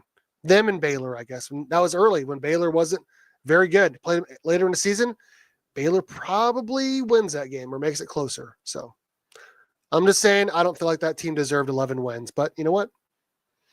They did it. They beat Miami in the bowl game without Cam Ward for half the game, and they won by 1 point. So I just felt like they got really lucky, really, really, really lucky, and they still didn't win a conference title. So moving on. Steve, check out this comment here. KSU was not this good this year. They kind of sucked. Yeah, we gave them a C. We gave them a C. but even though they got a C grade, They won 9 games. They still won 9 games, and they broke a ton of records. There were so many players that broke records. DJ Giddens broke the single season rushes per carry over Darren Sproles. That's crazy. Yep. Jace Brown broke the sophomore record for most receiving yards in a single season. Avery Johnson broke the single season passing record for a single season. And Dylan Edwards broke the bowl game record for most rushes in a bowl game. And on top of that, this is the 3rd year in a row that K-State's had 9 wins. And there's only 4 other schools or 3 other schools other than K-State that have done this in the country. Have 9 wins in the last 3 years. Still gave them a C though. They underperformed. They did. Okay, let's go to the They're trash. Number 1 team in the Big 12. Arizona State finishes 11-3. They won the conference title. They should have beaten Texas. They were picked last in the conference, and they finished first. 11 wins. A+ from me. A+. Cam Scatterby should have been in New York for the Heisman. He should have. You know, a lot of people had mentioned that actually after watching the bowl game, which is more, it's like even more ridiculous as to why they do this Heisman voting before the bowl games are done, because everybody literally looked at themselves after watching the game. People that never watched Arizona State play looked at themselves and go, wow, I should have voted for Cam Scatterby. That, like, people were literally saying, this is the greatest offensive player I've ever seen in my lifetime. That's what they were saying after the game. So that speaks volumes. I mean, some people that were like, yeah, I voted for, Travis, or I voted for, Ashton Genty or whatever. Like, they watched the game and they're like, I should have voted for Cam. I should have voted for Cam. I didn't realize that this is what he was doing. I didn't know that this is what he was like. It just goes to show that they need to change the date of when they give out the Heisman Trophy. It just doesn't make sense, man. Why does college football have such weird, quirky things that go? I mean, I just don't get it. It's like, it's almost like it just doesn't make sense, man. It doesn't make sense. Just do it after the season, like after everything's done. After the bowl games, huh? Do it after the bowl games. Then you can be like, okay. Travis Hunter and his girlfriend may still be together if that was the case, because I feel like they might be broken up now. Anyways, Arizona State. Yeah, Travis Hunter's girls catching strays here. Arizona State, 11 wins. Cam Scatterby's a dog. Sam Levitt's a dog. But I'll say this about the Peach Bowl. You can't miss those field goals. You can't get stuffed on 4th and 1 from the goal line. But and you need to also put some money into those refs' pockets. I mean, Texas did. I mean, you should have just put a little bit more in their pockets. Maybe you would have got that targeting call. I don't know. Yeah. We'll see. Yeah. I don't know, but A+ for me. Winning the conference, getting into CFPs, getting a bye in the CFPs. Should have beat an SEC team. Yeah, that's a pretty good season, man. Pretty good season. And they're going to be picked near the top of the Big 12 in 2025. If not the top. Yep. And that is the Big 12 season report cards for 2024. We're actually going to do one more segment here. If you have time, Kenny. I don't know what your boss said, but hopefully you have time. I have time. Good. Also, do you want to play Mario later again? That was fun. Yeah. Speaking of belt. Yeah, you gave us the belt. You won big time. I gave you guys the belt and Mario Party Superstars. You did. I was not happy about that. Because I finished in last place. All right, not only did I have the most stars, but then I was gifted more bonus stars at the end of the game. So it was just even more. Yep. Kenny cleaned up the beer cans. Here we go. All right. I'm CVB. This is Kenny G. Welcome to KSU Nation. We're going to give our picks for the CFP semifinal games. Here we go. Make sure you guys like, subscribe, tell your friends. Thursday, January 9th. Notre Dame versus Penn State in the Capital One Orange Bowl, 6:30 p.m. Central Time. They have Notre Dame as a 2.5-point favorite, over under 45.5. I'm going to go early here. I do think Notre Dame is the better team. They had one bad game. Probably should have won, even though they lost.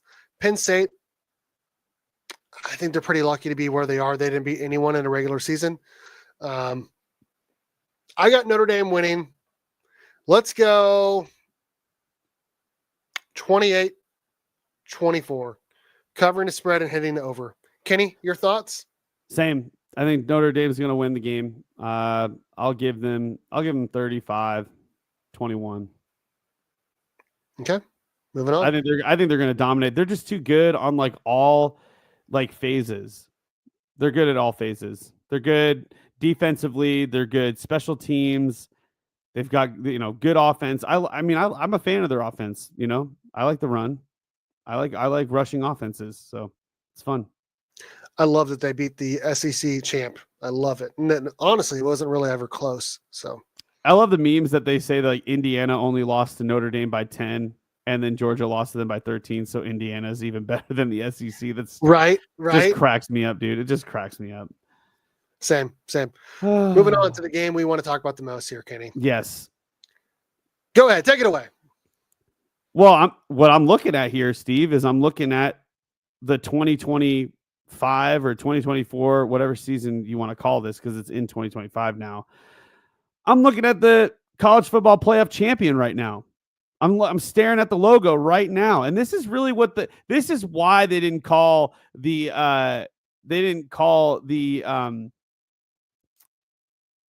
damn it, I can't even think of what the word is. Targeting. This is why they didn't call targeting against Arizona or against Texas, because they wanted the Texas Longhorn logo to go against the Ohio State logo. It's a battle of the logos here, okay? Like you have to understand, this is all about money, okay?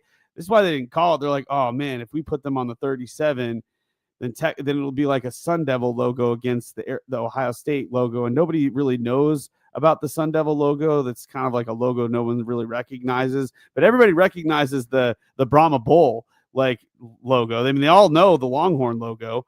So yeah, unfortunately though, that's not the logo that's going to come out on top.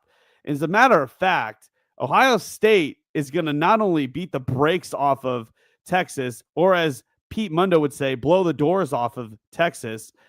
They're going to win the whole thing, Steve. They're going to beat every team that they come against because they are on fire.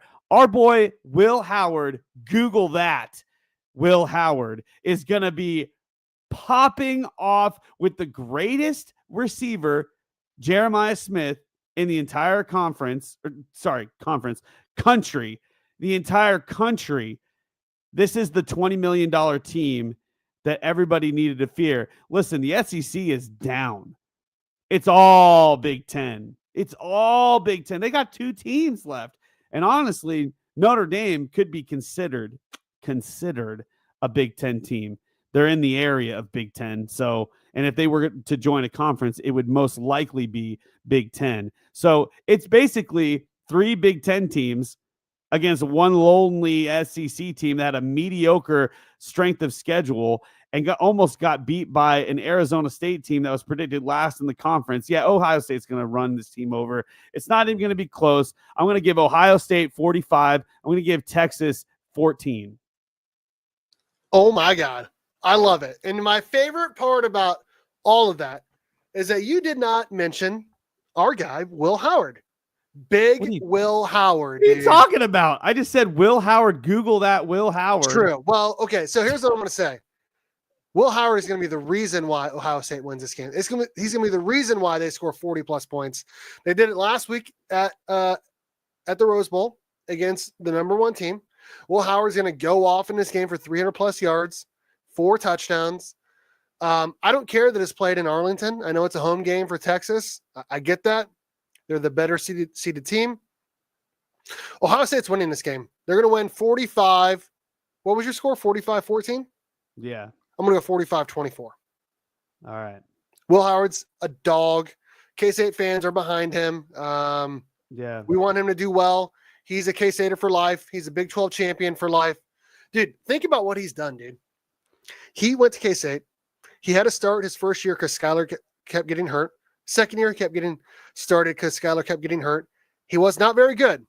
They brought in another Skylar guy. Thompson, the backup quarterback for Miami Dolphins. Correct.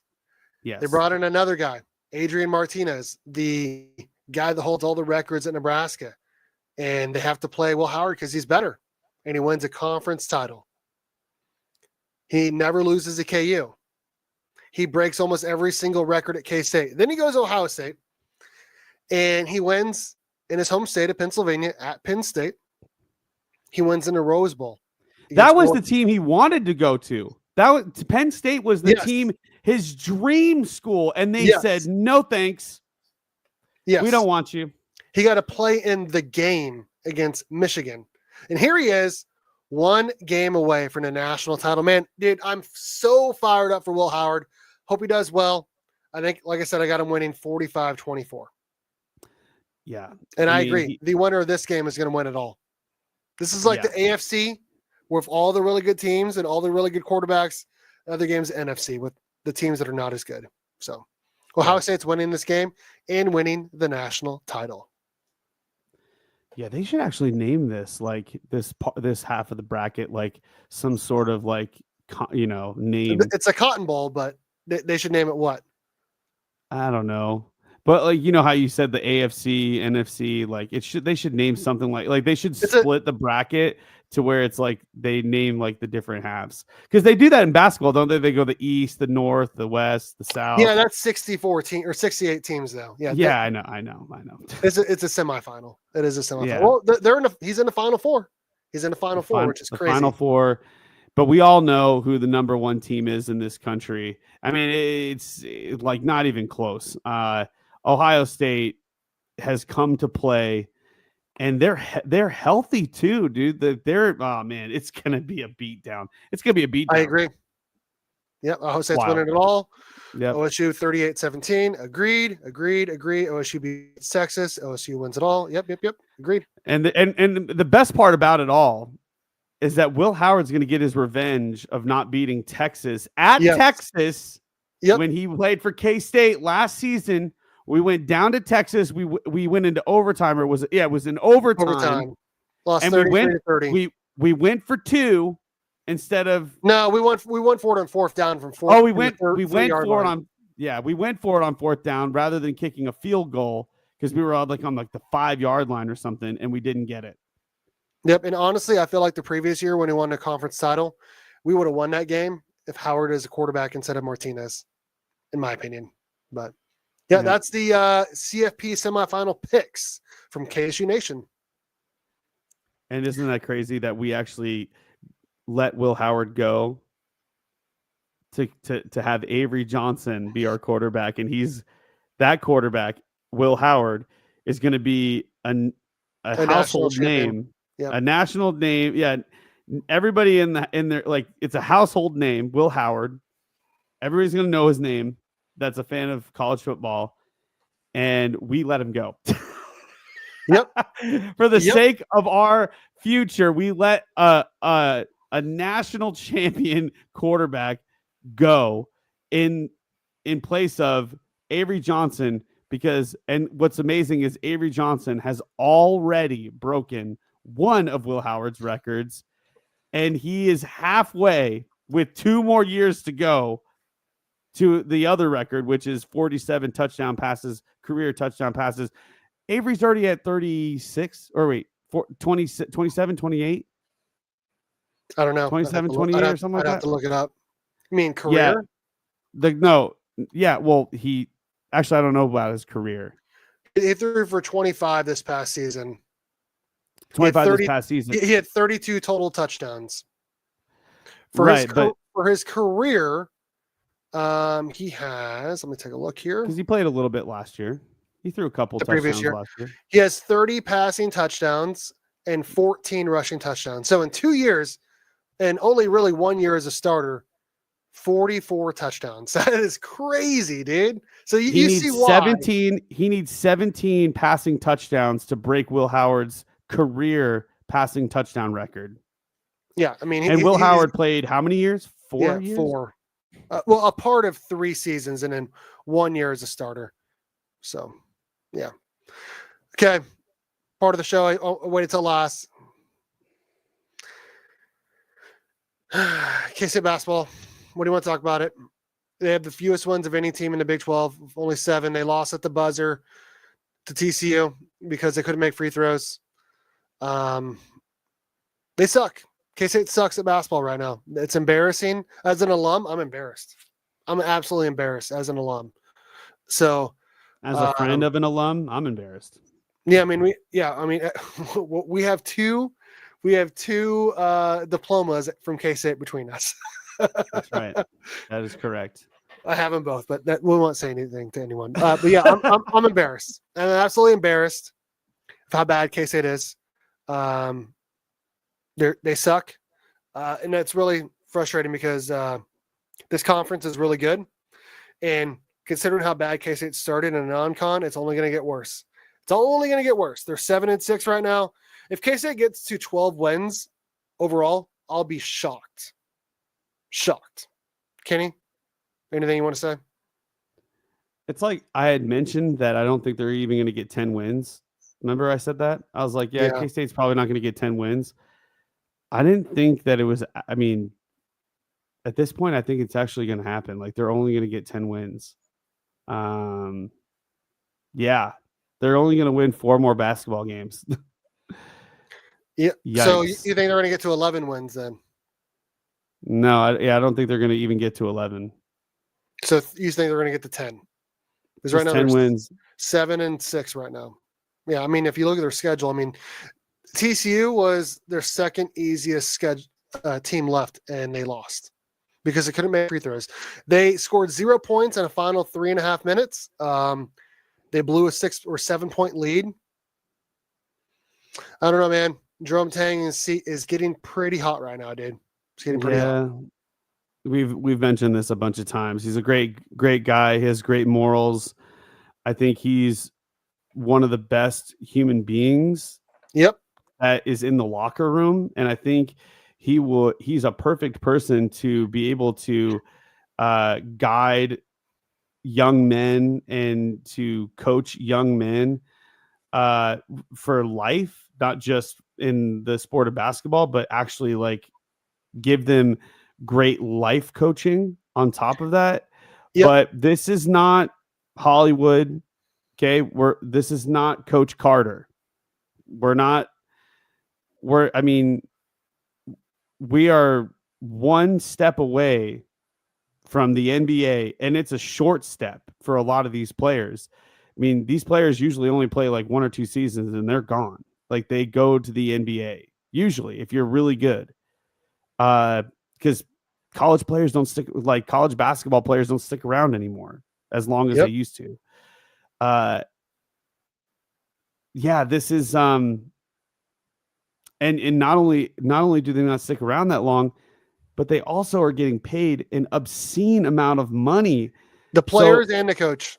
The players, the coaching, all of it. The whole program is getting so much money. And if you're producing this, like you're gonna lose your fan base. No one's gonna want to watch. I mean, like what is the upside of going to a basketball game now? What is it? Like just stay home and watch it and be upset at home. That way you don't have to waste the gas money to go drive. I mean, not everybody that is a K-State fan and goes and watches basketball games lives in the Manhattan area. A lot of these fans live in Topeka, Kansas City. Why would you drive? Why would you drive just to get disappointed? I mean, if you're a fan, and you want to support your school, of course. But at the end of the day, dude, it's not fun. Nope. It's not fun like losing. I mean, I'm just tired as an alum. I'm tired of being pissed off every time after every game. I'm just tired of it. And I guess it's my fault that I care too much.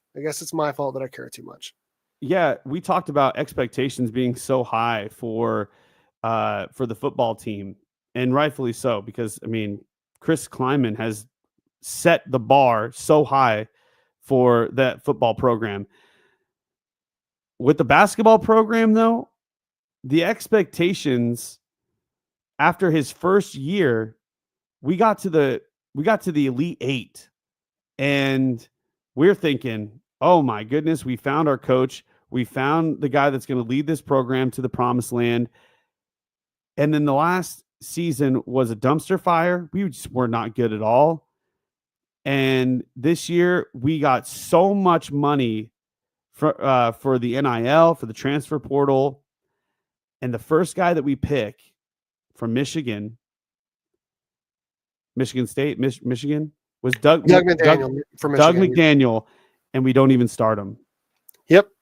He was our first pick in the portal, and we didn't start him for basically the entirety of the first part of the season in the non-con. We just started putting him in as a starter during conference play, and all of a sudden now we're starting to see the upside.